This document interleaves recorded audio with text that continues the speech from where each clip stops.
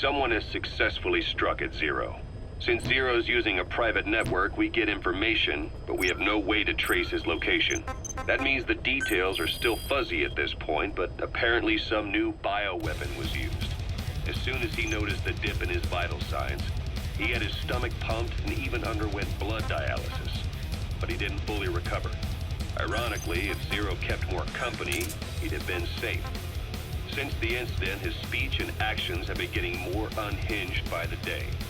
He's probably been rushed to another safe house for intensive care. But the location is a complete mystery. That's the way he operates. He went to incredible lengths to make sure his great escape went unnoticed. So far, I know at least Langley and the Pentagon were involved. He had a blackout triggered in New York to disrupt the transportation and information grids, and at least 2 submarines were sighted off the coast. The personnel involved were working off a cover story. Naturally, the White House was fed the same thing. The project is buried under a pile of dummy ops and backup plans stretching across multiple organizations. It's safe to say not one of the people involved knew what they were moving or to where. All top secret, no trail, no leads. He's living up to his name as usual. Only this time, even I can't find him.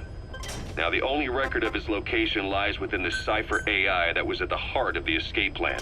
And that's closed off, with its data sealed away in a secret location.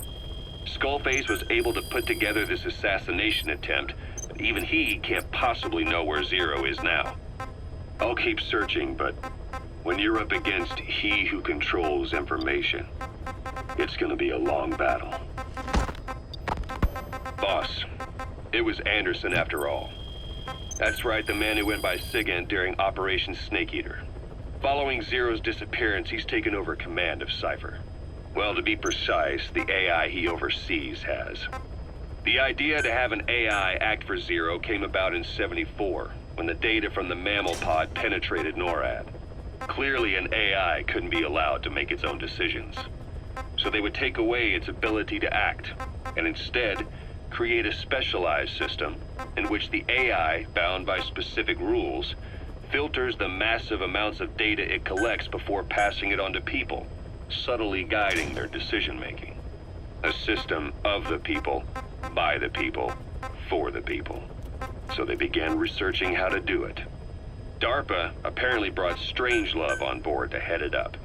She was forced out after a certain incident. The direction of the project and any trace of her existence was scrubbed after her departure. Before Zero lost consciousness as his condition worsened, he left instructions for Anderson, through a cutout, of course. Zero went out of his way to hide your location in order to keep you safe. This meant sacrificing his own protection. It was the only way to ensure you could stand alone as your own man. Here I am, the only link between you and the world that's passing me by. I'm your last connection now. This was Zero's last request, his will. Once you're awake, we need to discuss the best way to ensure your safety. Oh, and they've got a name for Anderson's AI project. It's called the Patriots. It's all about ensuring that the concepts driving society appears the same in the mind of each person in that society. About maintaining the identity of the individual, and yet having that individual willingly make up part of the whole. I guess it's fitting to call that patriotism.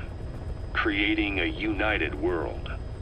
Zero's will is already fading into a shadow of what it once was. Systems, guidelines, rules, laws.